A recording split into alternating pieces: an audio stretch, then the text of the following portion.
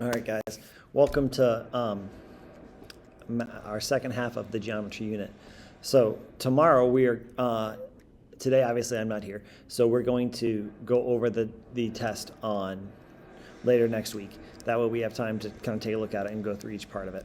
So just kind of have that in the back of your head. We will take a look at it, but your grades should already be in the grade book and you guys will have plenty of time to look at that.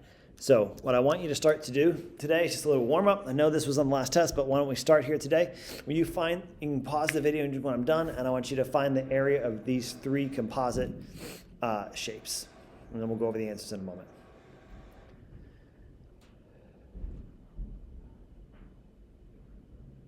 All right, so let's take a look at number one. So number one, let me grab my white ink. All right, so number one is made up of two shapes. So we have the area of the first shape plus the area of the second shape. So the first shape is just our rectangular prism. So 2 times 5. Our second, not a prism, sorry, that's today's lesson, our rectangle.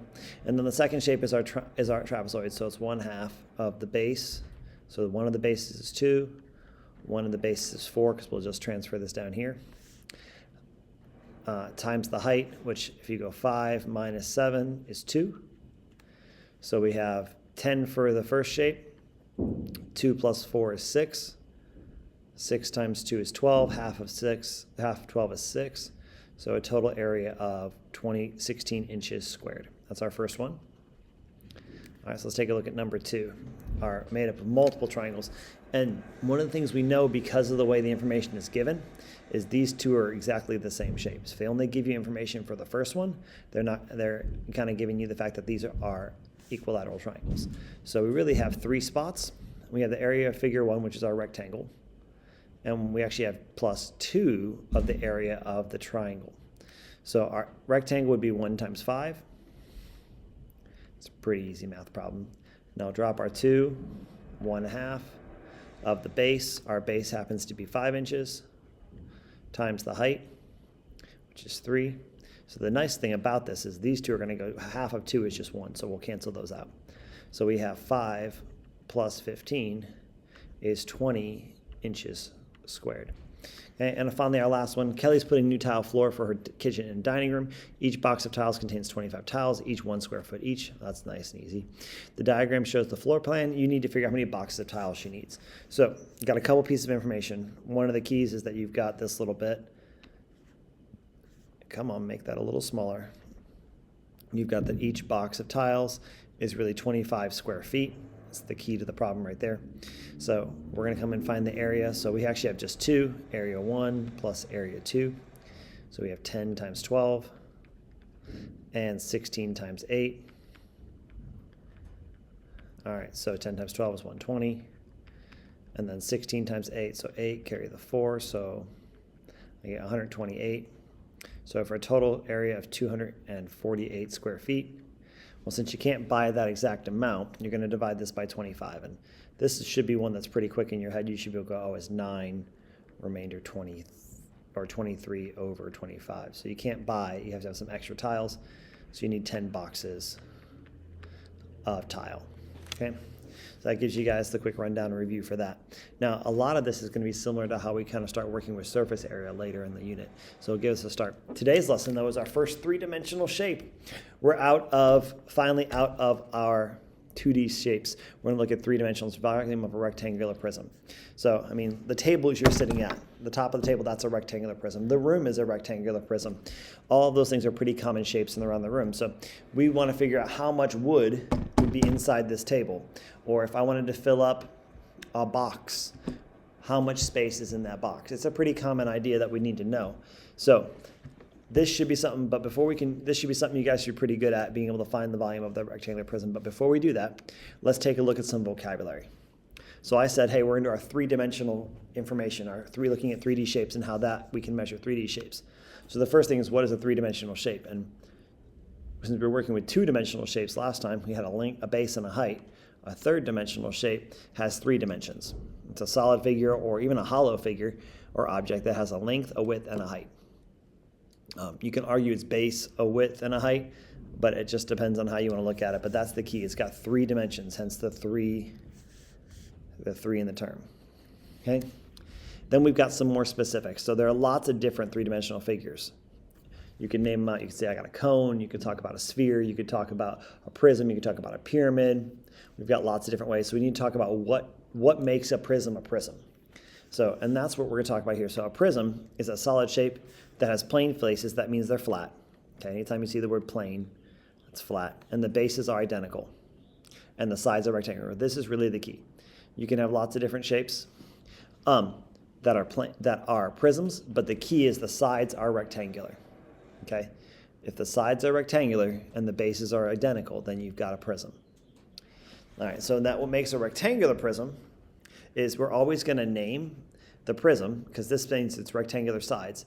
This tells you the name of the base, the shape of the base. So a rectangular basin with 6 faces with 2 quadrilaterals as the bases. So this is the name. So it's the base shape. Okay. And I'll give you a second. If you need to pause this to write these down, that's fine. And has 4 lateral faces that are all also rectangles. So we really have 6 different rectangles. Now, that rectangle could be a square. That rectangle could be a rectangle. It could be several different shapes. So kind of have that in the back of your head with prisms. Okay? Feel free to pause the video at any time to catch these things written down. So now we're going to look at volume. So we got volume. It's not how loud you play your music. It's how much space a shape takes up. Okay? So how much space would that take up? So the volume of this room would be how much of this school would be encompassed in just my room? Or how much space does this table take up? Or my active board? So you got lots of different things. And the way we measure volume is in cubic units, because they have a length, a width, and a height. So we're going to say that it's going to be units cubed, where 3-dimensional figures were here. You had 2-dimensional figures. We talked about it being units squared. And then perimeter, or 1-dimensional, was just units. And you can see how the progression kind of fits. 1U, 2Us, 3Us. Okay? And that actually comes a lot into something called exponent law you'll explore next year with Ms. Post or Ms. Hill. All right, so now hopefully we've got all our vocabulary written down again. If you need to pause it or go back, feel free to pause. Okay? So we should be relatively familiar with this one. You did this back when you were in your elementary school years. The volume of a rectangular prism is the product, so it's multiplication, of all the shapes, the length, the width, and the height. An alternate formula could be taking a look at it and calling it base times height, where the base means, when you say the word base, we mean both the length times the width. So remember we talked about how the shapes have 2 identical bases, a rectangular prism.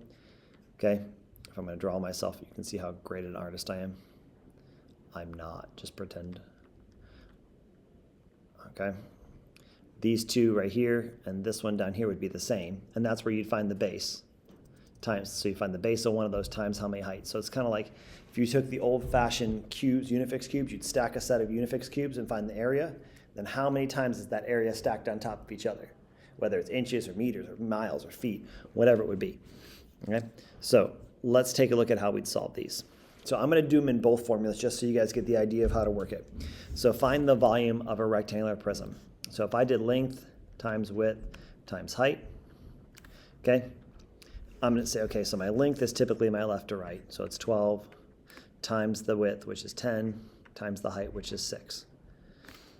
So 12 times 10 is 120, 120 times 6, let me switch back to white, is 720 cubic centimeters. That's a lot of 1 by 1 inch cubes inside that space. If you're going to do the other formula, volume equals the base times the height, you're going to start by going, okay, the base is the area of the bottom. It's really looking at the area, so that's 120 times 6. Either way, you're doing the same assignment. You're doing the same process. So you're going to say volume is still that 720 cubic centimeters. Okay? All right. Let's have you give one a try. You find the volume of this rectangular prism. Pause the video, work it out, and then we'll check the work in just a moment.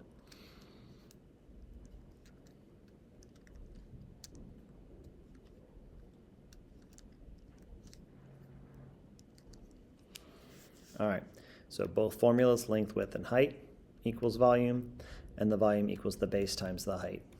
So in this case, the length is actually up here. It's going to be marked right up there. So it's going to be 10 times 8 times 5. And again, the awesome thing about this is I don't really have to go in order. Instead of going left to right, I can go right to left because that math will make it easier on me. So 8 times 5 is 40. 40 times 10 is 400. Okay, so I'm going to have 400 meters cubed. If I did base times height, again, it's the same idea. 80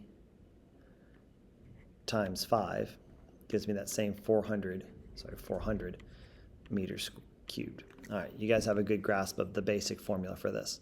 Now, what if I take it up and say, okay, real life, how much stuff can I put inside a cereal box? When you see, a lot of times you'll see at the very bottom of a cereal box, you'll see 32 ounces. Ounces is a measure of capacity. It's how much liquid or information you can put in something.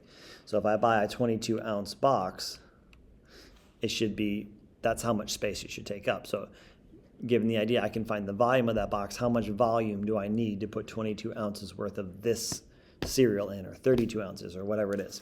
So it's found the same way. Even though I've got fractions, it's found the same way. Length times width times height. So again, we'll go length. Length is left to right, so 8 times my width, which is 3 1/4, times 12 1/2. So, and this is perfectly fine. Switching all, at this point, I'm going to go in and I'm going to switch them all to I'm going to switch them all to our improper fractions. So I'm going to say it's 13/4 times 25/2. All right, and I look across. I do have a cross reduce here. I can cross reduce here and here. That takes us down to 2. Okay, and I can even really cross reduce one more time. Okay, that 2 goes into that 2.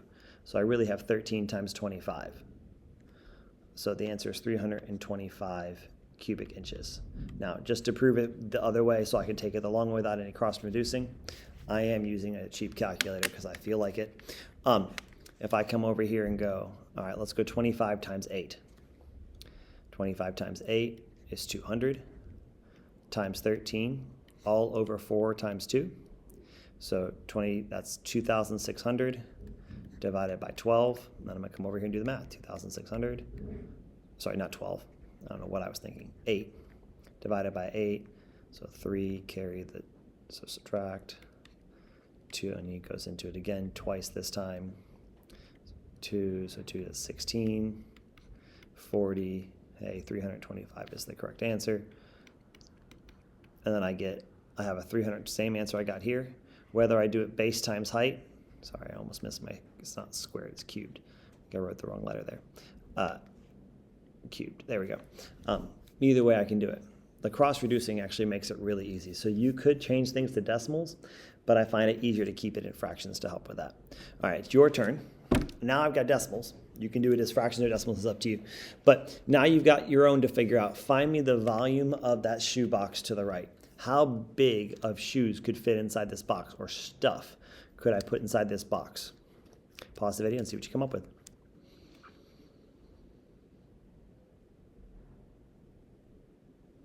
All right, so we'll go base times height on this one. Okay, so we know the base is just area, length times width. So I'm going to go 7 times 11.5, and we'll go ahead and do this as decimals because it's already in decimals.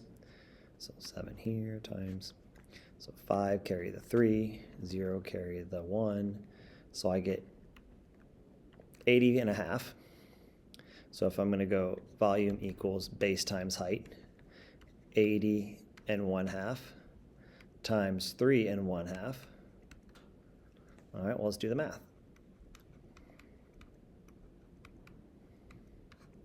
5 carry the 2, that's 240. Drop my 0. 5 carry the 1, there's nothing to carry. 24. So I have 5, 7, 1, 9, 2. So 291 75 inches cubed. See, I did it right this time. Here's my final answer. Take your time, do the math, go step by step so you don't make little mistakes, okay? It's the biggest thing we find on volume problems. All right, so the last concept I'm asking you guys to look at would be, what if you know everything but one of the dimensions? okay? And we did this when we were doing our area problems, and it's the same style. We're gonna set up an equation with what we know. We're gonna plug in our information into the volume of length times width times height. So let's plug in what we know. We know the volume is 84. We know the length is 6. We know the width is 4, but we don't know the height. So let's combine our like terms. We've got 24h equals 84. So we're going to divide both sides by 84. So divide by 24. So 84 divided by 24. So I know it goes in 3 times, that's 72. When I subtract, I get 12, drop the 0. I happen to know that's a pretty good one, that's 5. So drop my decimal. 5 times 4 is 0, carry the 2, it's 120. So it's 3.5 meters for my height, equals my height. There's my final answer for that one. All right, it's your turn to try the next one and see what you come up with.